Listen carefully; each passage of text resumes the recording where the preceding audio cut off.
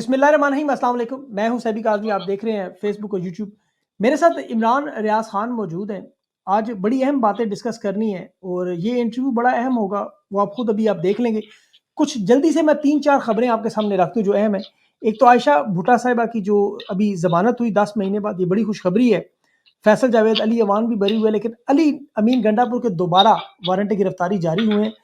और 9 मई पर इमरान खान ने जो अदालती कमीशन, आपको पता है, जो जुडिशल कमीशन का मुतालबा किया था, सीसीटीवी कैमरे गायब हुए, फुटेजेस गायब हुई, फौजी ट्रकों से लोग उतरते रहे, वो सारे मामला गायब हुए, तहरीक इस्तेकाम में लोग चले गए, नून लीग के लोग भी कोर कमांडर हाउस के बाहर थे, लेकिन पर्चे इमरान रियाज पर हो गए और बाकी इमरान खान के जुडिशल कमीशन का मुतालबा मंजूर नहीं किया गया।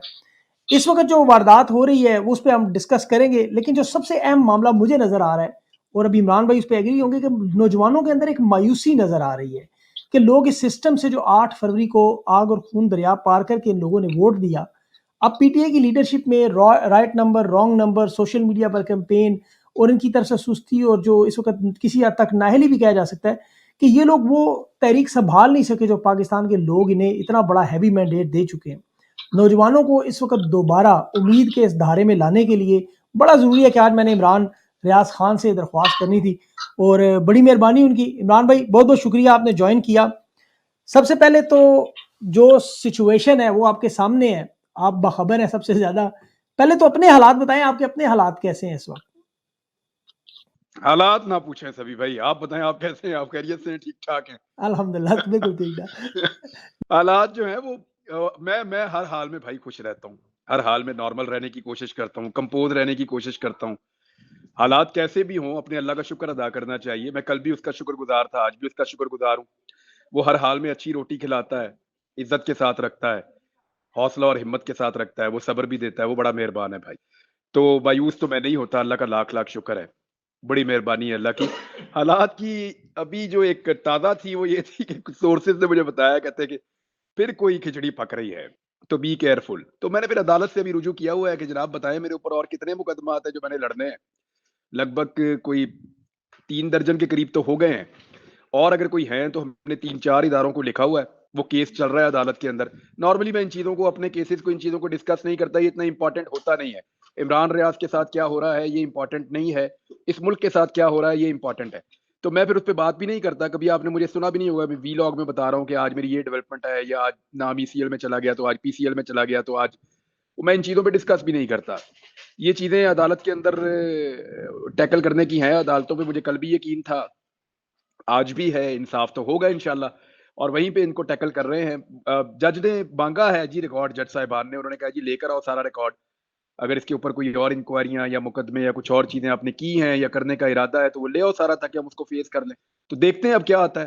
तो तब तक के लिए यानी अभी चीज़ें वो हैंग ऑन सिचुएशन है। इंशाल्लाह इंशाल्लाह अल्लाह बेहतर करेगा। आप लड़ने वाले हैं और आपने पहले भी, हम लोग बात करते हैं, लंबी लड़ाई है। इमरान भाई, अभी जो मसला मुझे जो सबसे बड़ा नज़र आ रहा है कि जो नौजवान तबका है, आपको पता है 64% पाकिस्तान के ख़वातीन हैं। ये 8 फरवरी को एक मौजज़ा, आपने तो उस वक़्त आप नहीं थे सामने, लेकिन जो आपने देखे, जो हालात हुए, जिस तरह इलेक्शन में जीत हुई तहरीक इंसाफ की, उसके बावजूद अब लोग, लग रहा है कि इस सिस्टम से मायूस करने का जो प्रोपेगेंडा था, जो कोशिश थी, जो साजिश थी, वो किसी हद तक कामयाब होती नज़र आ रही है, कि लोग पीछे हटते जा रहे हैं कि यार अब इस सिस्टम में कुछ नहीं हो सकता, हमने वोट दिया, हमारे वोट की अहमियत नहीं, अब हमारी लीडरशिप पे जिस पे भरोसा था वो लोग कुछ कर नहीं रहे। तो अब इस सारी सूरत हाल में क्या करना चाहिए? आपको क्या लगता है, किस तरह इनको मायूसी से निकालें? देखिए सभी भाई, हर एक जो एफर्ट होती है ना, या जो लड़ाई होती है, मैं इसको लड़ाई भी कह सकता हूँ, इसको मैं एक जिद्दोजहद कह सकता हूँ, इसको एक तहरीक कह सकता हूँ। इसके ना पोर्शंस होते हैं, इसके हमेशा फेजेस होते हैं। ये ऐसा नहीं होता, आप कोई बुलडोजर नहीं चला रहे कि आप जाते जाएंगे और हर चीज आप तबाह करते जाएंगे और आगे बढ़ते चले जाएंगे, ऐसा कभी नहीं होता। इसमें मोड़ आते हैं, ऊंच नीच आती है, मुश्किलात आती हैं। कभी आप एक कदम आगे जाते हैं, कभी आप 4 कदम पीछे आते हैं, फिर एक लंबी छलांग आप मारते हैं, फिर आप 10 कदम आगे चले जाते हैं, फिर आपको पीछे धकेल दिया जाता है। पार्ट ऑफ द गेम है। देखिए, पाकिस्तानियों ने जो 8 फरवरी का एक दिन था, उसको सेलिब्रेट क्यों नहीं करते आप सारे?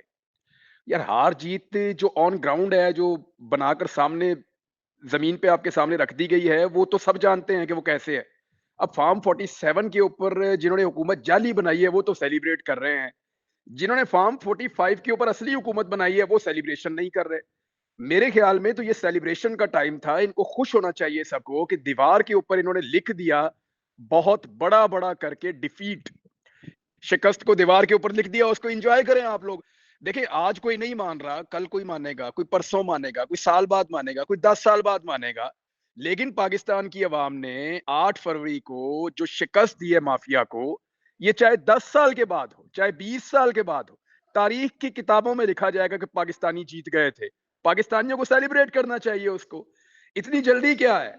देखें, ये लंबी चलने वाली चीज है, लंबी चलने वाली जिद्दोजहद है। अब इतनी जल्दी क्या है नौजवानों को कि रातों रात करना है सारा कुछ? क्या भाई, इसको एंजॉय करें, इस टाइम को, इसको गुजारें, इस टाइम को एंजॉय करें। इसके अंदर कभी ऊंच आएगी, कभी नीच आएगी, कभी आपको मार पड़ेगी, कभी आप दूसरे को मारेंगे। पार्ट ऑफ द गेम है भाई, इसको चलने दें। ये स्ट्रगल है, ये लंबी होगी, ये 2-4 दिन के अंदर नहीं हो जाएगा कि आप यूं करेंगे जादू की छड़ी से और सारी चीजें ठीक हो जाएंगी। मुमकिन नहीं है। फर्ज करें अगर इमरान खान को हुकूमत बनाने दी जाती, फर्ज करें, तो मैं आपको सीरियसली कह रहा हूं कि इमरान खान ज्यादा मुश्किल में होता। सभी साहब, ये मुल्क इस वक्त उस सिचुएशन में पहुंच गया है कि कोई भी इसको चलाने वाला जो है ना, वो 10,000 दफा सोचेगा कि मैं इसको कैसे चलाऊं। वो रोजाना उसको तत्ते तवे पे बैठना पड़ेगा, रोजाना उसको आग के दरिया से गुजरना पड़ेगा। ये सिचुएशन है इस मुल्क की। इतने अजीबोगरीब फैसले इस मुल्क में होने जा रहे हैं कि आप सोच नहीं सकते। जो इकोनॉमी की कंडीशन है, जो इस मुल्क की फॉरेन पॉलिसी के इश्यूज हैं, जो दुनिया के साथ ताल्लुकात के आपके इश्यूज हैं, जो आपके दहशतगर्दी के मामलात उठ रहे हैं, हमें बहुत सारी चीजों को टैकल करना है बतौर नेशन। लड़ाई सिर्फ एक नहीं है, बहुत सारी है। पाकिस्तान के लिए दुआ करें, अल्लाह ताला इस मुल्क को सलामत रखे। जो ये इंटरनल इश्यूज हैं, यानी स्पेशली देखिए, सबसे बड़ा इशू हमारा नौजवान ये समझता है कि उसने जिसको वोट डाला उसकी हुकूमत नहीं बनी। यही इशू है ना सबसे बड़ा। बिल्कुल, बिल्कुल यही तो ये तो पाकिस्तान में हमेशा से हो रहा है, ये तो पाकिस्तान में हमेशा से हो रहा है। लेकिन क्या कभी इतनी खप पड़ी है इससे पहले? नहीं पड़ी ना। देखिए, बहुत सारी चीजें पाकिस्तान में पहली मर्तबा हो रही है। पूरी दुनिया के अंदर आपने अपना मुकदमा रजिस्टर्ड कर दिया है, आप चंद स्टेप आगे बढ़ गए हैं, आपकी बात ज्यादा मौसर अंदाज में दुनिया तक पहुंच रही है। तो कोई बात नहीं है, अगर अभी नहीं हो रहा तो थोड़े दिन बाद हो जाएगा। तो गिव अप नहीं करना। ऊंच नीच आएगी। देखिए होता क्या है, फ्रस्ट्रेशन के अंदर एक दूसरे को गाली मत दें, फ्रस्ट्रेशन के अंदर एक दूसरे के ऊपर शक मत करें। यानी मैं आपको एक चीज बताता हूँ, मेरी टीम के अंदर हम लोग तकरीबन जो जो मेरी अपनी जो अपनी टीम है वो 7-8 लोगों की है, और कुछ और जो दोस्त करीबी हैं, अपनी किचन कैबिनेट में अपनी मिलाऊं तो तकरीबन 70-80 लोग हैं हम लोग। तो मुझे उन सबका पता है कि कौन क्या है, लेकिन मैंने तो कभी किसी से गिला नहीं किया। भाई उसके अंदर कोई ऐसा भी होगा जो कमजोर फैसले करता होगा, कोई ऐसा भी होगा जो जल्दी बहक जाता होगा, कोई ऐसा भी होगा जो पीछे हट जाता होगा, कोई ऐसा भी होगा जो मुकाबला नहीं कर सकता होगा, कोई ऐसा भी होगा जो यहाँ की बात वहां पहुंचा देता होगा। हर तरह के लोग होते हैं, और पॉलिटिकल पार्टी तो बहुत बड़ी होती है। जब मेरी एक छोटी सी टीम के अंदर अगर मुझे दिल बड़ा करना पड़ रहा है, तो एक पॉलिटिकल पार्टी में तो बहुत बड़ा दिल करना पड़ता है। अगर जो क्राइटेरिया आपने बना दिया ना वफादारी का, जो क्राइटेरिया आपने बना दिया है, उस क्राइटेरिया के ऊपर अब आप अगर आप लोगों को पूरा करना शुरू करेंगे ना, उस क्राइटेरिया के ऊपर आप खड़ा करना शुरू करेंगे पाकिस्तान में लोगों को, कि इस क्राइटेरिया पे जो पूरा उतरेगा ना, वही बंदा इस वक्त सच्चा है और वही बंदा इस वक्त हक पे खड़ा है। तो आपको भाईजान उंगलियों पे बंदे आप गिन लेंगे। फिर पॉलिटिकल पार्टी देखें, जो लोग चाह रहे हैं ना कि जनाब जो लीडर हो वो इस लेवल का हो और इस जगह पे खड़ा हो, ये उसका मौकिफ हो, और इससे वो 1 इंच भी ना हटे, वो किसी किस्म का किसी के साथ बात भी ना करे, किसी का मुंह भी ना लगाए। भाईजान जो चीज आप मांग रहे हैं ना, वो आपको उंगलियों के ऊपर गिन लेंगे आप। तो क्या एक पॉलिटिकल पार्टी में आप सिर्फ इतने ही बंदे रखना चाहते हैं जिनको आप उंगलियों पे गिन लें? सभी साहब इसको सोचिए ना, अब सारे के सारे हॉक्स नहीं होते ना, सारे के सारे एक तरह के नहीं होते। कोई ऐसा होता है जो आगे बढ़ के लड़ पड़ता है, कोई ऐसा होता है जो मार खा लेता है, किसी के लिए मार खा लेता है, कोई होता है किसी के लिए 2 मुक्के मार देता है, कोई होता है किसी के लिए 2 मुक्के खा लेता है, कोई ऐसा होता है जो किसी के आगे आके ढाल बन जाता है, कोई ऐसा होता है जो पीछे से खड़ा होके कह रहा होता है यार इसको ना मारो, कोई ऐसा होता है जो दिल के अंदर बुरा कह रहा होता है, कोई ऐसा होता है जो दिल पे नहीं कह सकता, वो अपना कमरा बंद करके जानमाज बिछा के हाथ उठा के दुआ मांगना शुरू कर देता है। हर आदमी की कैपेसिटी अलग होती है भाई। आप अगर सबसे ये उम्मीद कर रहे हैं कि सारे तलवारें लेके निकल पड़े, तो भाई ये इससे नुकसान करेंगे आप अपना। वो जो लोग आज दुआ कर रहे हैं ना बैठ के, उनको भी आप मुतनफ़्फ़र कर देंगे। तो नफरत फैलाने की बजाय हर एक को उसकी अपनी काबिलियत और उसकी अपनी जो स्ट्रेंथ है, या जितना जिस काबिल वो है उसके साथ उसको आप एक्सेप्ट कर लें। आप ये कहें ठीक है यार इसकी इतनी काबिलियत है, ये इतना ही कर सकता है। यानी मैं आपको बताऊं, आप अगर कहें अली मोहम्मद खान, वो बन जाए शेर अफजल मरवत की तरह, या अली मोहम्मद, या एक आपके पास इमरान खान है पाकिस्तान तहरीक इंसाफ का चेयरमैन, आप मुझे बताएं दूसरा आदमी उस तरह का बताएं।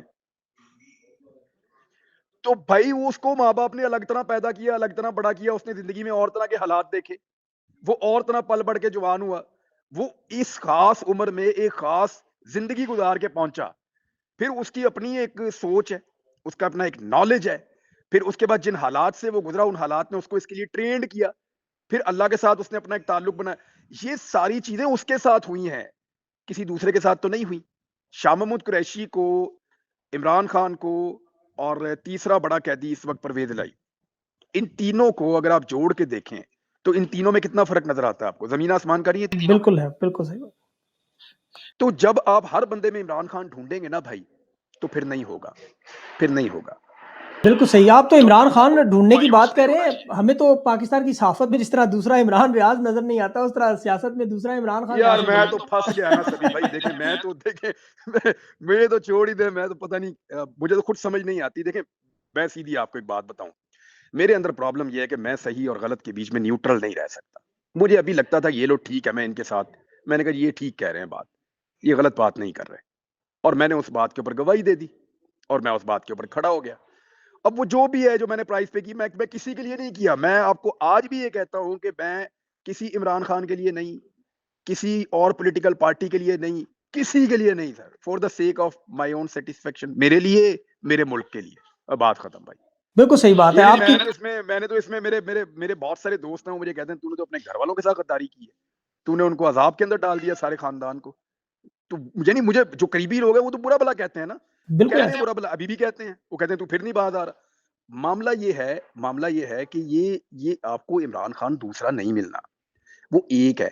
अगर आप सारे बंदों के अंदर इमरान खान ढूंढेंगे ना, ये जरूर हो सकता है कि उसको फॉलो करते करते लोग उसकी सोच को या उसके नजरिए को अपना लें, हम्म। या उसकी तरह का बनना चाहें।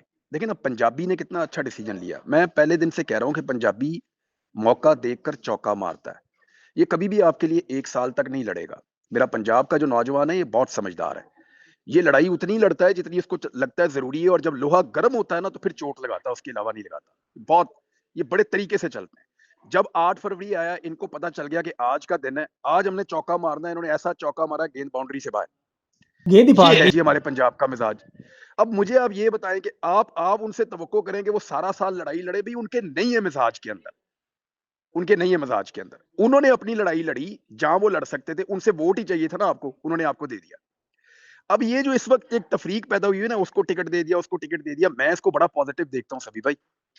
मुझे पता क्या लगता है, ये इससे ज्यादा हेल्दी चीज कोई नहीं हो सकती कि आपका पॉलिटिकल वर्कर आपके पॉलिटिकल डिसीजंस के अंदर पार्टिसिपेट कर रहा है। बिल्कुल, और वो इतना हैवी, पार्टिसिपेट कर रहा है, वो इतने हिस्सा हैवी बन रहा है अंदाज उस में मुल्क का। कि वो फैसले बदलवा देते हैं। इमरान भाई देखिए कितना मतलब जबरदस्त उन्होंने। मुझे बताया ना, वहां पीएमएलएन की सारी जमात कहेगी जी शबाज शरीफ को नहीं बनाना, वो नवाज शरीफ का भाई है, आप अपने घर से क्यों बनाते हैं? तो क्या रोक सकेंगे? वो सवाल ही नहीं पैदा होता, सवाल ही नहीं पैदा होता। नहीं रोक सकेंगे। जरदारी की बेटी को जिस तरह इलेक्शन जितवाया गया, पीपल्स पार्टी के अंदर से कोई बोला एक बंदा? सवाल ही नहीं पैदा होता। इनकी इतनी सोच ही नहीं है। भाई बात ये है कि वो पॉलिटिकल पार्टी जो है ना, ये पूरे के पूरे उनके कारकुन सत्तू पी के सो रहे हैं, सियासी जमातों के पल्ले ही कख नहीं है। इधर एक पॉलिटिकल पार्टी ऐसी तैयार हो गई है जो सवाल पूछती है, फिर वो जवाब मांगती है, उसके बाद वो कहती है जी ये गलत चीज हो रही है, इसको वजारतें दे दो, तो उनको गुस्सा चढ़ता है कि गलत बंदे को दे दी। टिकट दे दो तो उनको गुस्सा चढ़ता है कि गलत बंदे को दे दिया। सेनेटर के ऊपर उन्होंने, आप मुझे बताएं, आपको याद है पीएमएलएन ने किस किस को सेनेटर बनाया? मुझे तो नहीं याद। तलाल चौधरी। मुझे तो नहीं पता पीपल्स पार्टी ने, मुझे नहीं पता पीएमएलएन ने किसको बनाया, और उसने डिस्कस ही नहीं हुआ ना। बिल्कुल पता ही डिस्कस नहीं, ही नहीं हाँ हुआ बिल्कुल पीपल्स सही पार्टी बात। ने किसको बनाया, डिस्कस ही नहीं हुआ। भाई पीटीआई के सारे बंदे आपकी फिंगर टिप पे फला फला बना और फला फला रह गया, हर बंदे का आपको पता है। सही बात है, बिल्कुल सही बात। वजह यह है कि पॉलिटिकली अवेयर कारकुन है, ये वो सियासी शऊर है, आम नौजवान को ये शऊर मिले तो सभी भाई मैं आपको ये बताता हूं कि आप आगे बढ़ गए ना। आज आपके लोगों को सियासी शऊर है, वो पार्टिसिपेट कर रहे हैं, इट मींस कि आपने सफर तय किया है, आप आगे बढ़ रहे हैं। तो मायूस बिल्कुल मत हो यार, हुकूमत बनने का क्या है? हुकूमत आज नहीं बनी, कल बन जाएगी, कल नहीं बनेगी, परसों बन जाएगी। हुकूमत लेना ही अगर कामयाबी समझी जाएगी ना, अगर कामयाबी इसको लोग समझते हैं कि इमरान खान को वजीर आजम पाकिस्तान बनाना है और यहाँ कामयाबी है, तो फिर मेरे ख्याल में पाकिस्तान तहरीक इंसाफ को इतना पॉलिटिकल शऊर बांटने की बजाय एस्टेब्लिशमेंट से डील करनी चाहिए थी, हुकूमत बन जाती। बिल्कुल, पीपल्स पार्टी से मिल जाते हैं, बिल्कुल सही कह रहे हैं, बिल्कुल दुरुस्त कहा। इमरान भाई लेकिन अभी जो नज़र एक चीज़ आ रही है, जो अभी सोशल मीडिया पे ख़ास तौर पर जिस तरह राइट नंबर, रॉन्ग नंबर का एक खेल खेला जा रहा है, मतलब हर रोज़ शुकूक व शुबहात, और लोगों के लिए सबसे बड़ा आपको पता है मैंडेट का जो मामला था वो खान की रिहाई पे मिला। लोगों ने 10-10 महीने अपने हलकों में नहीं गए कि यहाँ पे खान की रिहाई एक नुकता। अब उस पे जब देखते हैं कि कुछ सीरियसनेस नज़र नहीं आ रही, कोई एहतजाज का एक लाए-अमल उस तरह बनता नज़र नहीं आ रहा, तो फिर लोग मजबूर होके राइट नंबर, रॉन्ग नंबर के चक्कर में पड़ जाते हैं। इसे आप कैसे देखते हैं? देखिए, पाकिस्तान तहरीक-ए-इंसाफ को जिस तरह की सूरत-ए-हाल का सामना रहा ना, पाकिस्तान की किसी सियासी जमात को आज तक ऐसी सूरत-ए-हाल से नहीं गुज़रना पड़ा। देखिए, एमक्यूएम के ऊपर इस तरह के हालात आए थे, लेकिन वो पॉलिटिकल पार्टी और तरह की थी और वो रीजनल थी, वो पूरे मुल्क में नहीं थी। मुल्की सतह पे, पूरे लैंडस्केप पे इतनी बड़ी कार्रवाई कभी हुई नहीं। अब ये जिस सूरत-ए-हाल से ये पॉलिटिकल पार्टी गुज़री है, जिस ट्रॉमा से ये पॉलिटिकल पार्टी गुज़री है, अगर किसी को ये लगता है कि ये फौरी तौर पे इसका इसका जो है वो वो सॉरी इसका जो है वो रिएक्शन आएगा और इसका जो है ये फौरी तौर पे वापस जाएँगे और वापस जाके एक्टिवली वो सारी चीज़ें कर सकेंगे जो इन्हें करनी चाहिए, तो सर इसका जवाब है नहीं। देखें 8 फरवरी को पॉलिटिकल पार्टी ने कुछ नहीं किया। सभी भाई इसको याद रखें। अगर कोई ये समझता है ना पॉलिटिकल पार्टी ने आज तारीख 8 तारीख को कुछ किया तो नहीं किया भई, वो पाकिस्तानियों का दिन था, वो बिल्कुल, पाकिस्तानियों ने किया। बिल्कुल दुरुस्त। वो पाकिस्तानियों का दिन था। वो सारी गेम सोशल मीडिया और पाकिस्तानियों की थी। जो किया सोशल मीडिया के ऊपर जो पाकिस्तान तहरीक-ए-इंसाफ की ताकत है उसने किया, इमरान खान के बयानियों को फैलाया और दूसरा काम किया पाकिस्तानियों ने, उन्होंने अपना फैसला सुना दिया। आप मुझे ये बताएँ ना कि पिछले 1 साल के अंदर पाकिस्तान तहरीक-ए-इंसाफ की काबिल ज़िक्र कौन-सी कारकर्दगी है? कोई बड़ी कारकर्दगी कोई एक बताए कि तहरीक-ए-इंसाफ ने फलाँ बड़ा जलसा किया या फलाँ रैली किया या फलाँ चीज़ की है। भाई कुछ भी नहीं किया तो आप कैसे करेंगे? कुछ कुछ भी नहीं किया। अब ये पहली मर्तबा करने जा रहे हैं, उनको एक मोमेंटम बनाना पड़ेगा। उनको एक मोमेंटम बनाना पड़ेगा। इनके खिलाफ एक सोच पैदा हो गई है पाकिस्तान में और वो सोच जो है वो बड़ी तेज़ी से पहले फैलाई गई, फिर उस सोच को उल्टा किया 8 फरवरी ने। यानी 8 फरवरी से पहले एक सोच पाकिस्तान में फैलाई जा रही थी कि दहशतगर्द हैं, ये है, वो है। बहुत सारी चीज़ें हर जगह की जा रही थी ना, फैलाई जा रही थी, दहशतगर्दी के मुकदमात और बहुत सारी ऐसी चीज़ें जो कंट्रोवर्सीज़ हैं, उसमें पॉलिटिकल पार्टी को डाल दिया था। अच्छा, ये उसमें से निकली 8 फरवरी को। इनके पास अपॉर्च्युनिटी आई और इन्होंने बताया दुनिया को कि देखें लोग हमारे साथ खड़े हैं, पॉलिटिकल पार्टी हैं, काबिल एहतराम लोग हैं। पाकिस्तान में हमने सबसे ज़्यादा वोट ले लिए हैं। लिहाज़ा हमारा एहतराम किया जाए, हमारी इज़्ज़त की जाए, सारे सूबों में लोगों ने हमें वोट दिए हैं, तो हम दहशतगर्द नहीं हो सकते। तो इनकी इमेज बिल्डिंग ऑटोमैटिकली जितना इनको डैमेज किया गया था, इनके तशख़्ख़ुस को, वो सारा का सारा रिकवर करके पाकिस्तान के लोगों ने इनको दे दिया। अब इन्होंने दोबारा एक मोमेंटम बनाना है। एक्चुअली होना क्या चाहिए, ये इसको एक नई शुरुआत के तौर पे लें। हुकूमत नहीं बनी, कोई बात नहीं, अगली दफ़ा बन जाएगी। यार अगली दफ़ा नहीं बनेगी तो कोई बात नहीं, उससे अगली दफ़ा बन जाएगी। आप ये देखें कि लोग बहैसियत कौम आगे जा रहे हैं या पीछे जा रहे हैं। देखने वाली चीज़ ये है बड़ी इंपॉर्टेंट कि बात। बहैसियत कौम हम आगे जा रहे हैं या पीछे जा रहे हैं। हुकूमत तो आती जाती रहती है, हुकूमतें पाकिस्तान जब से बना तब से हुकूमतें इतनी हुकूमतें आई हैं आज तक। नवाज़ शरीफ बन गया 3 दफ़ा वज़ीर-ए-आज़म, इतनी हुकूमतें आई हैं, पाकिस्तान वहीं का वहीं खड़ा है, बल्कि और पीछे जा रहा है। हमने ये देखना है कि अवामी शऊर जो है मजमूई तौर पे, उसने आगे की तरफ ट्रैवल किया है या हम पीछे की तरफ चले गए हैं। अगर तो हम आगे की तरफ जा रहे हैं तो फिर तो ठीक है, हुकूमत आती है या नहीं आती है अलग बात है। अब इनको एक मोमेंटम दोबारा बनाना है, जलसों की एक सीरीज़ शुरू करनी है। केपी में जाएँगे, ये पिंडी में जाएँगे, ये इस्लामाबाद में जाएँगे, कराची में जाएँगे। आहिस्ता-आहिस्ता पुरअमन तरीके से अपनी तहरीक को बनाना शुरू करें, आहिस्ता-आहिस्ता। जल्दबाज़ी में ये नहीं कर पाएँगे, याद रखिएगा जल्दबाज़ी करेंगे, इनके मुखालिफिन बहुत समझदार हैं और बहुत ऑर्गनाइज़्ड हैं और बड़े तगड़े हैं। वो बड़े तरीके से इनको फिर ट्रैप कर लेंगे या फिर किसी ऐसे इश्यू में फँस जाएँगे कि 1 साल इनको दोबारा निकलने में लग जाएगा।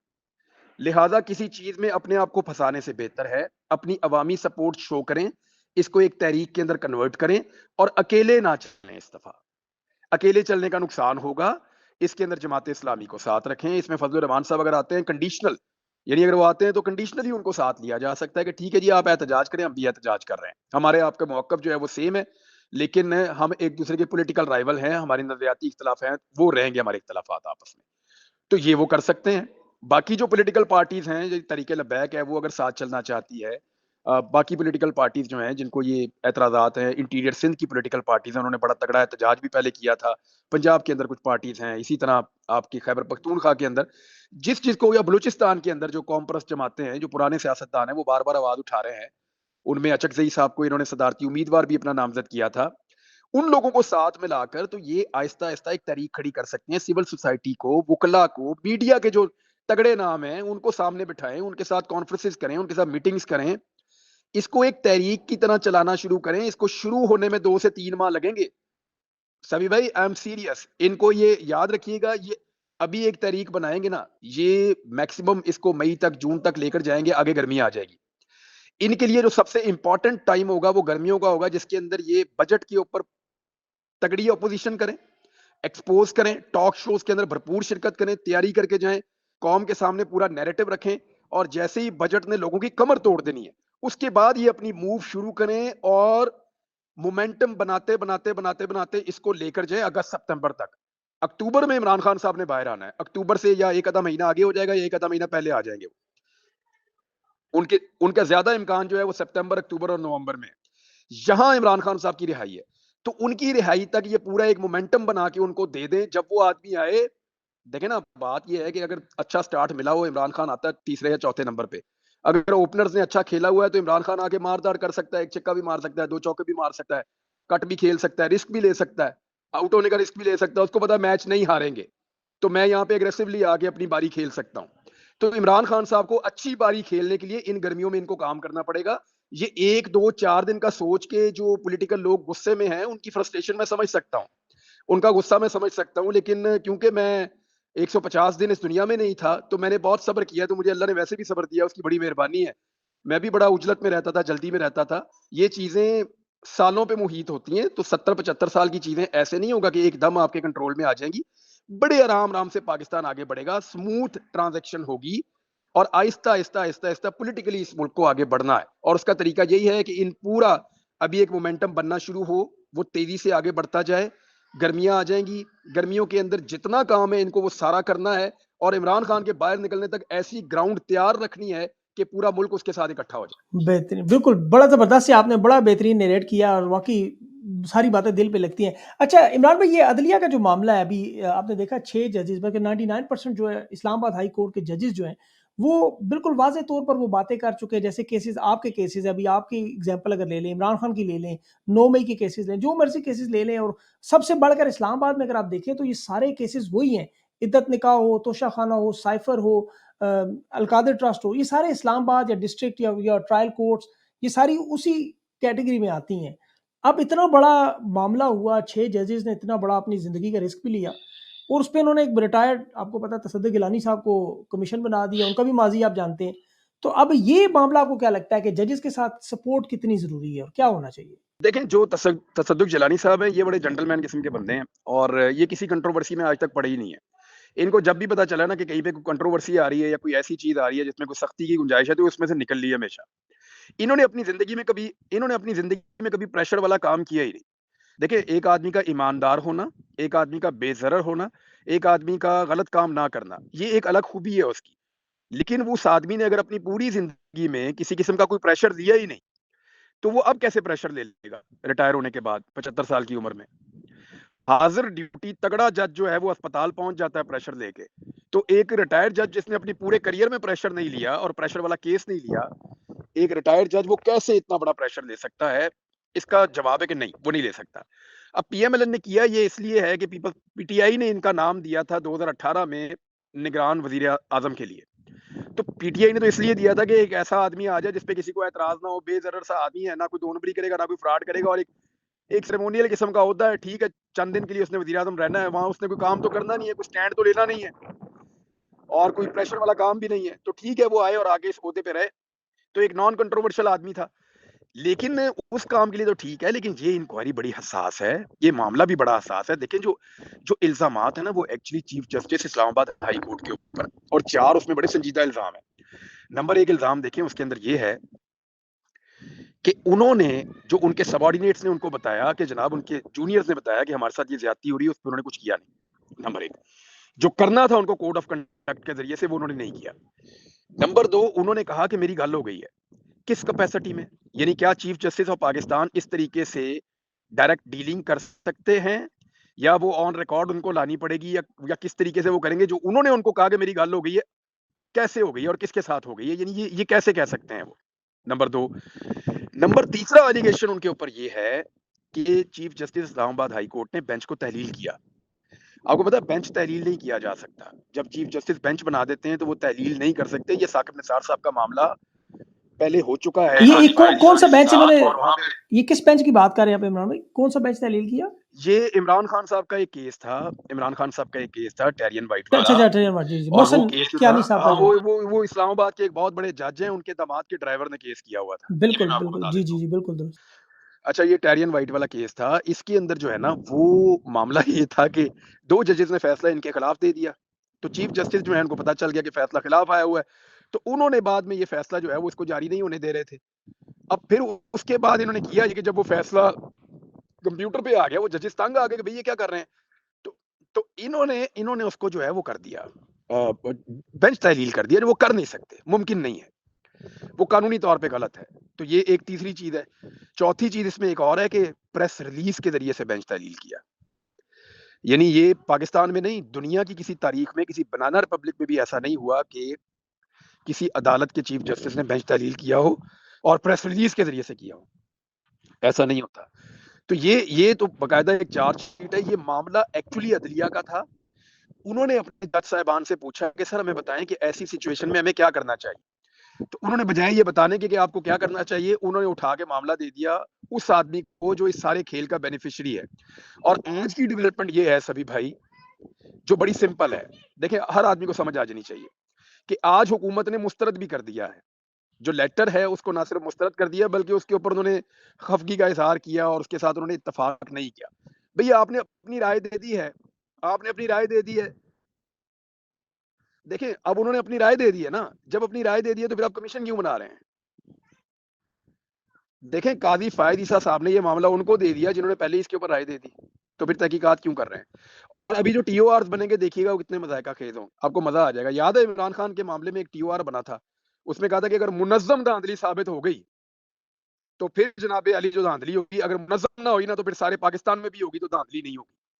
तो बाद में जो कमीशन बना था उसने ये कहा कि धांधली तो पाकिस्तान में बहुत हुई है, दबा के हुई है, ये तो हम मानते हैं, लेकिन वो मुनज़्ज़म साबित नहीं हो सकी। उन्होंने कहा जी ठीक है, घर जाओ सारे।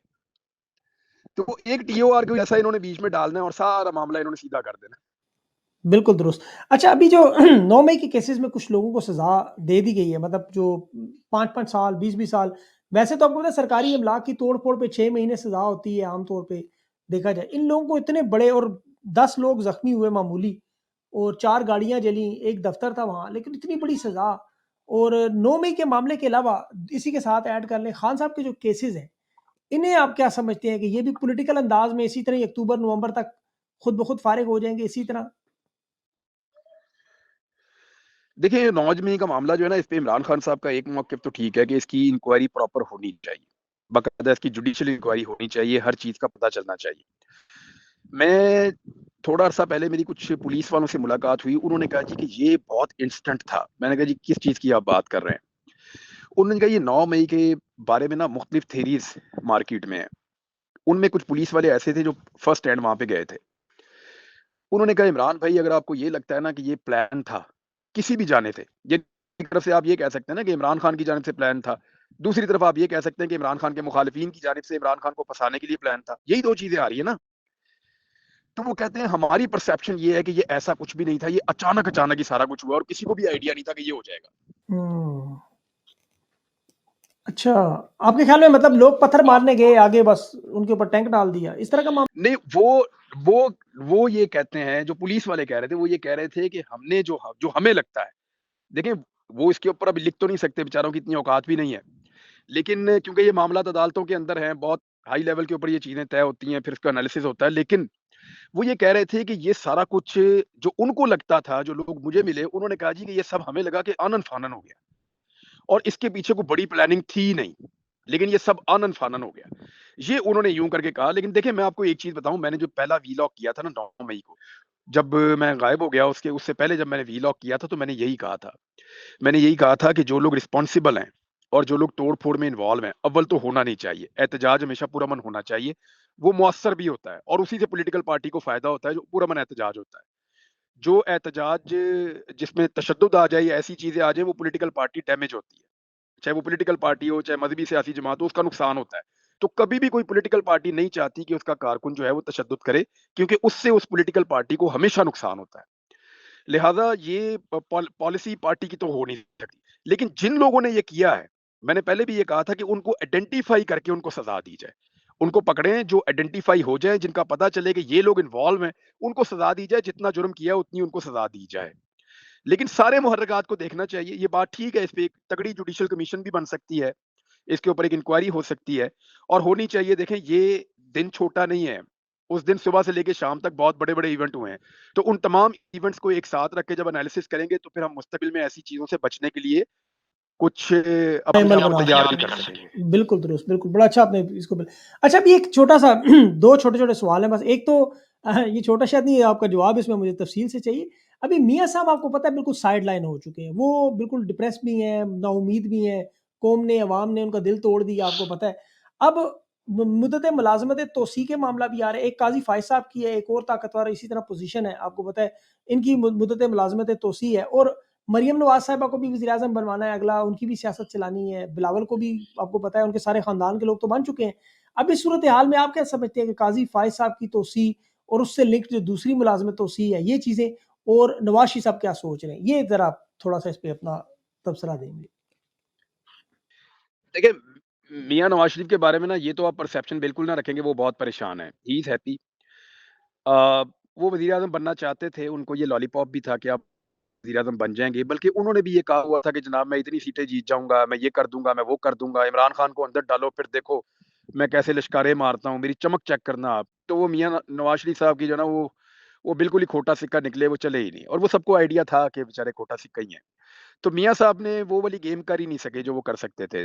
मियाँ साहब की पॉपुलैरिटी हो गई ठुस, उसके बाद शहबाज शरीफ साहब का जो बैकडोर चैनल है या शहबाज शरीफ साहब की अपनी जो एक मुफाहमाना सियासत है, वो काम आई और उसके नतीजे में फिर सीटें बढ़नी गई, एक-एक करके बढ़ती गईं, बढ़ती गईं, बढ़ती गईं, फिर बाकी पॉलिटिकल पार्टीज़ के साथ मिलके वो एक कोalition गवर्नमेंट के वज़ीर-ए-आज़म बन गए शहबाज शरीफ साहब। शहबाज शरीफ साहब हैं नवाज़ शरीफ के भाई और मरियम नवाज़ है नवाज़ शरीफ की बेटी। पंजाब में इनकी वज़ारत आला है और वफ़ाक में इनका भाई वज़ीर-ए-आज़म है। तो दोनों बड़ी अहम सीटें इस वक़्त नवाज़ शरीफ के पास है। वो नवाज़ शरीफ की अपनी जेब में है और वो अपने मुताबिक चीज़ों को जितना चाहेंगे उतना आगे-पीछे भी कर लेंगे और बदनामी भी उनके अपने सर पे नहीं आ रही। वो कोalition गवर्नमेंट के खाते डालने की कोशिश करेंगे। नवाज़ शरीफ के बारे में हमेशा से मशहूर है, ये गुड कॉप और बैड कॉप खेलते हैं और ये 90s से खेलते चले आ रहे हैं। अब वो कर ये रहे हैं कि शहबाज शरीफ को उन्होंने गुड कॉप बनाया हुआ है कि आप मत चलाएँ, आप काम करें, अगर हुकूमत कामयाब हो जाती है और बेहतरी आ जाती है तो मैं इसको ओन कर लूँगा बतौर पॉलिटिकल पार्टी। लेकिन अगर नाकामी हो जाती है तो मैं बतौर एक ऐसे उम्मीदवार के जो पाकिस्तान को सँवार सकता है, अगले इलेक्शन में दोबारा मैदान में उतरूँगा। ये है जी गुड कॉप और बैड कॉप का खेल। नवाज़ शरीफ कर क्या रहे हैं, वो एन्जॉय भी कर रहे हैं दोनों हुकूमतों को और दोनों हुकूमतों के अंदर पूरी मुदाखलत भी कर रहे हैं। साथ ही साथ वो बेचारे भी बने हुए हैं। यानी नजम सेठी मियाँ नवाज़ शरीफ साहब से मुलाकात करते हैं और जाकर फिर एस्टेब्लिशमेंट के खिलाफ बातें करते हैं। और जावेद लतीफ़ को मियाँ नवाज़ शरीफ ने हलाशेरी दी हुई है चंद और लोगों को कि चुप के रखो काम। ख्वाजा आसिफ जो है वो भी इसी तरह के स्टेटमेंट्स दे रहे हैं। तो इन सारी चीज़ों को अगर आप जमा करके देखें तो आपको ये समझ आती है कि गुड कॉप बैड कॉप दोनों भाई दोबारा खेल रहे हैं। हुकूमत भी इनके पास है और ये अपोज़िशन भी अपने पास रखना चाहते हैं। नवाज़ शरीफ साहब जो है वो अपना एंटी एस्टेब्लिशमेंट बयानिया जो है उसका एंटीना दोबारा खड़ा करना चाह रहे हैं। हालाँकि सारे सिग्नल ही इनके खत्म हो गए, इनके पल्ले ही कख नहीं बचा। मियाँ साहब का सारा बयानिया उस दिन फ़ारग हो गया था जब ये डील करके पाकिस्तान से बाहर चले गए थे। और जब ये उससे बड़ी डील करके पाकिस्तान वापस आए हैं तो बाकी का बयानिया उस दिन दफ़न हो गया। अब इक़्तिदार इनके पास है नहीं, ये ज़बरदस्ती के इक़्तिदार पे बैठे हुए हैं। तो मियाँ साहब के लिए इससे अच्छी सिचुएशन कोई नहीं हो सकती कि ये सारी बदनामी और गंदगी और गंद का टोकरा भी वो अपने सर पे ना उठाएँ और इक़्तिदार के अंदर भी मौजूद रहें। तो मियाँ साहब ने ये दोनों चीज़ें कर ली हैं ना। अगर आप देखें तो पॉलिटिकली उनकी ये कामयाबी है, लेकिन ये अवाम की नज़र में नहीं है। और मियाँ साहब को इस वक़्त जो सबसे बड़ी फ़िक्र है, वो ये है कि ये तो इलेक्शन गुज़र गया जैसे-तैसे करके। मुल्क को चलाना तो एक बिल्कुल ही एक अलग चीज़ है ना, वो तो मियाँ साहब का ज़िम्मा ही नहीं है इस दफ़ा। वो तो जिन्होंने मुल्क चलाने का ज़िम्मा लिया है, खुद अब शहबाज शरीफ से मुल्क चलवाएँगे, देखते हैं कैसे चलता है मुल्क। शहबाज शरीफ तो मुल्क चलाने के काबिल क्या सूबा चलाने के काबिल नहीं था। अब देखते हैं कि मुल्क कैसे चलता है, अल्लाह करे पाकिस्तान आगे बढ़े और इस मुल्क ने आगे बढ़ना ही बढ़ना है इंशाल्लाह। बहुत पोटेंशियल है इस मुल्क में, थोड़ा-सा जो है ना, थोड़ा-सा जो है वो लोगों को मोटिवेशन दें, थोड़ा-सा लोगों को जो है वो हक दें, उनकी बात सुनें, उन्हें कॉन्फिडेंस दें, ये मुल्क आगे बढ़ना शुरू हो जाएगा इंशाल्लाह और जल्दी हो जाएगा। ये सेंस प्रिवेल करेगी, ज़्यादा देर तक आप चीज़ों को इस तरह डिले कर नहीं सकेंगे, ज़्यादा देर तक चीज़ों को ज़बरदस्ती दबा नहीं सकते। होना क्या है कि नवाज शरीफ साहब इस बयानिए को बढ़ाते चले जाएंगे आने वाले दिनों में, एंटी एस्टेब्लिशमेंट बयानिए को, कि नवाज शरीफ का रास्ता रोका गया। वो ये साबित करना चाहते हैं मेरा रास्ता रोका गया, यार फटे मुंह ताड़ा ताड़ा रास्ता रोका गया। यानी मियां नवाज शरीफ साहब अपनी दोनों सीटें हार गए हैं, बेटी उनकी हार गई है। लाहौर पूरे के अंदर सिर्फ एक कौमी असेंबली की सीट ये जीते हैं, वो शहबाज शरीफ की है। बाकी 13 नशिस्तें ये लाहौर से हार गए हैं। पंजाब के अंदर इनकी टोटल 20 सीटें नहीं इनकी बनी।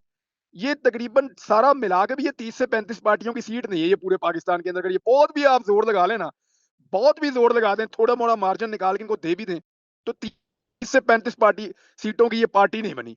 तो इनको हुकूमत या इनके साथ ज्यादती हो रही है, और भाई इन्होंने जबरदस्ती हुकूमत ले ली है। नवाज शरीफ जो बेचारा बनने की कोशिश कर रहे हैं ना, मासूम मुंह बना के, ये सारा गुनाह जो है ना वो इस आदमी के सर पे डालना है कौम ने। याद रखिएगा, मैं पूरी कौम को ये बार बार समझाऊंगा, सभी का आदमी भी समझाएगा, बाकी सारे दोस्त भी समझाएंगे। इस कौम को बार बार समझाना है कि ये सारा गंद नवाज शरीफ का है, ये इस वक्त जो इस मुल्क में डल रहा है। इस हुकूमत की हर नाकामी नवाज शरीफ के आपने गले में डालनी है। वजह यह है कि उसने अपने भाई को और अपनी बेटी को दोनों को इक्तदार में डाला, और फिर साइड पे बैठ के बड़े मजे से इक्तदार का मजा भी ले रहा है, और एंटी एस्टेब्लिशमेंट बयानिया भी इस्टेब्लिश करना चाह रहा है, जो होना नहीं है। बिल्कुल, बिल्कुल। आखिर में इमरान भाई, आपको ये ज़रा मुश्किल सवाल है, क्योंकि मरियम नवाज़ साहिबा से आपकी बनती भी नहीं है और हलफ़ वाले दिन आपको उठवा भी लिया था, इसीलिए उन्होंने इनकी हुकूमत जो टिकटॉक पे चल रही है 4-5 सहेलियों की, वो सदीक जान भी एक सही बात कर गया कि अभी ये जो हुकूमत आपको नज़र आ रही है, रोज़ाना एक नई वीडियो इनकी आती है, लेकिन जो ग्राउंड पे जो काम है वो आपको पता है क्या हो रहे हैं। आप क्या देखते हैं, इनके हालात क्या हैं पंजाब में? देखें, जो हालात हैं पंजाब में वो आपके सामने। इकोनॉमी की हालत वो है कि ये लोगों को रिलीफ नहीं दे सकते, ये दे ही नहीं सकते लोगों को रिलीफ। तो अब इन्होंने दिन गुजारने हैं। अब दिन गुजारने के लिए ना रोजाना की बुनियाद पे इनको एक प्लान दिया जाता है कि आज एक फोटो वहां पे बनेगी, एक वीडियो वहां पे बनेगी, एक टिकटॉक वहां पे बनेगा, आज उसके घर चले जाते हैं, आज फलां को बुला लेते हैं। तो ये अपना टाइम टपा रहे हैं। इसको कहते हैं डंग टपाऊ पॉलिसी, या गोंगलुओं से मट्टी झाड़ना। ये एक्चुअली गोंगलुओं से मट्टी झाड़ रहे हैं। इनको ये पता है कि पब्लिक को देने के लिए रिलीफ इनके पास नहीं है। पेट्रोल की कीमतें देखें कहाँ चली गई, घी की कीमत कहाँ चली गई, आटे की कीमत कहाँ चली गई, पाकिस्तान में हर चीज की कीमत कहाँ से कहाँ चली गई, डॉलर कहाँ इन्होंने पहुंचा दिया। अब ये पब्लिक को रिलीफ नहीं दे सकते। तो जब रिलीफ नहीं दे सकते तो पब्लिक को विजुअल तो दे सकते हैं ना, इंटरटेनमेंट तो दे सकते हैं। तो ये इस उम्मीद पर कि इनको आईएमएफ से कुछ मिल जाएगा पैसा, और अगले चंद सालों में ये 7-8 अरब डॉलर आईएमएफ से लेने की कोशिश करेंगे। उसके बदले में ये लोगों के ऊपर जो अजाब मुसल्लत करेंगे वो आप सोच भी नहीं सकते। तो कैसे इन्होंने मैनेज करना है, इकोनॉमी को कैसे चलाना है, किस तरीके से ये सारी चीजें कंट्रोल करेंगे, मुझे नहीं लगता इनके पास कोई कंप्रीहेंसिव प्लान है। और इनका सारा इन्हिसार औरंगजेब साहब पे है, जिनको ये इलेक्शन से पहले जानते भी नहीं थे। सभी साहब आप ये देखें कि इन्होंने उस घोड़े के ऊपर जुआ लगा दिया है जिस घोड़े को इन्होंने कभी भागता हुआ ही नहीं देखा। अब इनको नहीं पता ये लंगड़ा है या सही भागेगा, या इसकी एक टांग खराब है, या ये बहुत तेज भागता है। और उसके ऊपर भी इसहाक डार को लगाने की आपको पता है, उस पे भी लड़ रहे हैं, इक्तिसादी कमेटी से कभी ये निकाल उस देते घोड़े हैं। के बारे में कुछ नहीं जानते सर, ये उस घोड़े के बारे में कुछ नहीं जानते, इनको उसकी काबिलियत का पता ही नहीं है। अब मुझे ये बताएं कि औरंगजेब साहब अगर इकोनॉमी चला देते हैं तो फिर तो ये पब्लिक को रिलीफ दे देंगे अगले 1-2 साल में। और अगर औरंगजेब साहब इकोनॉमी नहीं चला सकते तो ये इस जुए का क्या नतीजा निकलेगा पता है? सिर्फ इसीलिए नवाज शरीफ ने अपनी 1.5 ईंट की मस्जिद अलहदा बनाई हुई है कि जिस वक्त ये जुए में हम नाकाम हो जाएं तो मैं अपने मोर्चे में खड़ा होकर रोला डाल दूं कि भाई मैं तो था ही नहीं। तो ऐसे नहीं होता कि लोग मान जाएंगे। सभी का आदमी भी यहाँ पे है, मैं भी यहाँ पे हूँ, बाकी दोस्त भी हैं। हम बताएंगे, सिद्दीक जान भी बताएगा कि ये इधर ही था। अभी तो बेमौसमी बारिशें जो हो रही हैं, गंदम की तैयार फसलें अलग, तो ऐसी नहुसत इन लोगों ने फैलाई है। अच्छा इमरान भाई, आखिर में आपने बड़ा लंबा टाइम यार दिया है। ये तो इनके खाते में ना डालें आप। नहीं, नहीं, ये नहुसत है इमरान भाई, यकीन करें, जब जब हुक्मरान ऐसे ये हो, तो मैं पढ़ देखें किसी के दौर में भी हो सकती है। देखें ये किसी यहाँ पे ना मौसमी असरात बड़े खौफनाक हैं लेकिन लेकिन इमरान भाई यकीन हमारे करें, रीजन के हुक्मरान अंदर। नेक हो, हम अल्लाह इसको ताला। सीरियसली नहीं लेते। मैंने आज भी पौधे लगाए हैं, मैंने जी। आज भी पौधे लगाए अपने हाथ से। आज 15 पौधे आज फिर मैंने लगाए हैं। अच्छा। तो ये अगर सारे पाकिस्तानी लगाएंगे तो हमारी जान छूटेगी। दूसरी एक और चीज है, जी, जी, हम मैंने एक रिसर्च की थी, हम जितने मर्जी पौधे लगा लें सभी भाई, जी। जहाँ पे हम जिस जगह पे हम रहते हैं ना दुनिया के जिस खित्ते में, हमारे आसपास इतनी बड़ी बड़ी ताकतें हैं और वो इतना ज्यादा कार्बन यूज करती हैं और इतना ज्यादा कार्बन डाइऑक्साइड उनकी फैक्ट्रियां और उनकी मिलें और उनके प्रोजेक्ट्स जो है वो खारिज करते हैं कि सारा इम्पैक्ट हमारे रीजन के ऊपर आता है। बिल्कुल सर, अब पाकिस्तान इसमें तो पहले दुनिया नंबर के पे अंदर आ गया है। मुकदमा लड़के, जी, बांग्लादेश के साथ। सर हमें दुनिया में मुकदमा लड़के इनसे इनको जो है वो आलमी अदालत के अंदर लेकर जाना चाहिए, कटहरे में खड़ा करना चाहिए कि जी हम उसको भुगत रहे हैं जो ये कर रहे हैं। बिल्कुल, इनसे जुर्माना लेना चाहिए। लेकिन इमरान भाई वो आपको हुक्मरान अगर नेक हो ना, देखिए मैं उसकी मिसाल आपको कोरोना में दूँ ना, आप यकीन करें ऑस्ट्रेलिया जैसा मुल्क अभी तक सीधा नहीं हो सका। लेकिन खान ने जिस तरह कोरोना से निकाल दिया ना, इतनी बड़ी वबा, फिर टिड्डी दिल आया था, आपको याद होगा टिड्डी दल से, उससे उसमें 2 इतने बड़े वाक़यात थे कि पाकिस्तान की कमर टूट जानी थी। लेकिन वो हुक्मरान नेक था, पता नहीं अल्लाह की तरफ से मेहरबानी हुई कि वो हम इतने बड़े बुहरान से निकल वो गए। इन्नमल अमालु बिन्निय्या, ये बात तो ठीक है कि हाँ, आपके अमलों का दारोमदार नियतों पर होता है। मेरा रब बड़ा मेहरबान है। वो बेशक। देखे इस मुल्क में आज ये जो फसल है ना, सबीर भाई, जी। ये बेचारे गरीब की है, मोहम्मद भुट्टा की है, कभी किसी की है, हाँ, कभी सही किसी की है। बात है। अभी बिल्कुल जहाँ सही। मैं खड़ा हूँ ना, मुझे सामने गंदम नज़र आ रही है। वाह! आप पता नहीं कहाँ से देख रहे हैं, मैं अभी भी खड़ा हूँ जहाँ पे वहाँ सामने गंदम नज़र आ रही है और अभी 2 घंटे पहले यहाँ पे तूफ़ान आया हुआ था। बड़ा ओह! खौफनाक, और गंदम का एक हिस्सा नीचे बैठा हुआ है। मैं देख अल्लाह! रहा हूँ अभी। तो मामला ये है कि गरीब आदमी है बेचारा, मेरा रब तो हुँ, सबका है ना, वो बेशक, तो सबको रिज़्क बेशक, देता है, कीड़े को भी देता है। तो बेशक। अल्लाह हम पे मेहरबानी करे, हम पे अपना रहम करे इमरान भाई और हमें आखिर जो में ना है एक बड़ी वो अपनी इंपॉर्टेंट जनाब से रिज़्क अता करे। आमीन, आमीन। आखिर में बड़ी इंपॉर्टेंट बात एक कर दें, रमज़ान का महीना है। मैं शुरू में भी बात की थी, मायूसी के इस जंगल से निकालना है नौजवानों को। आखिर में 2-4 बातें ऐसी करें कि जो सुनने वाला ना उसके दिल पे, जिस तरह आपकी सारी बातें लगती हैं, मेरे भी दिल पे लग रही हैं अभी। तो अल्लाह करे कि वो इस मायूसी के इस चंगुल से निकलें, उनके दिमाग खुले और वो भूल जाएँ और दोबारा इस लड़ाई के लिए जो तहरीक है इसके लिए तैयार रहें। नहीं तो उनको इतनी लंबी-चौड़ी बात क्या करनी है? उनको एक ही बात कहता हूँ कि भाई दिल नहीं छोड़ना आपने। तगड़े हो जाओ, की हो गया यार। देखिए ऊपर-नीचे चीज़ें होती रहती हैं, कभी आगे, कभी पीछे। आपने तो मुश्किलात देखी नहीं है। उधर हाँ, देखो गज़ा में, वो मायूस नहीं है। हाय, हाय! रोटी भी खाते हैं, अल्लाह से दुआ भी करते हैं, सजदे में भी गिरते हैं। देखो गज़ा में लोग मायूस नहीं हैं। तुम क्यों मायूस हो गए हो? सही ये बात। मुल्क बहुत आगे जाएगा इंशाल्लाह, इंशाल्लाह, बहुत आगे इंशाल्लाह, जाएगा। इंशाल्लाह। अल्लाह बड़ी मेहरबानी करेगा इंशाल्लाह। आमीन। इमरान भाई लेकिन अल्लाह उसके लिए ताला ज़रूरी ये है कि आप हाँ, जुड़े रहें, बिल्कुल, जुड़े रहें। बिल्कुल जुड़े रहें। अल्लाह ताला आप पे अपना रहम व करम करे और आप पे जो मुश्किलात, मुसीबतें, हर चीज़ से आपको दूर रखे। आप हमारे लिए बहुत बड़ा एसेट हैं और हमारे भाई हैं और आपको अल्लाह इसी तरह हमारे साथ का जुड़ा रहे बस और आपकी खुशियाँ जो है ना हम देखते रहें इंशाल्लाह और पाकिस्तान की कामयाबी देखते रहें इंशाल्लाह। थैंक यू सभी भाई, जज़ाकल्लाह। बहुत बहुत-बहुत शुक्रिया आपका। शुक्रिया। अस्सलाम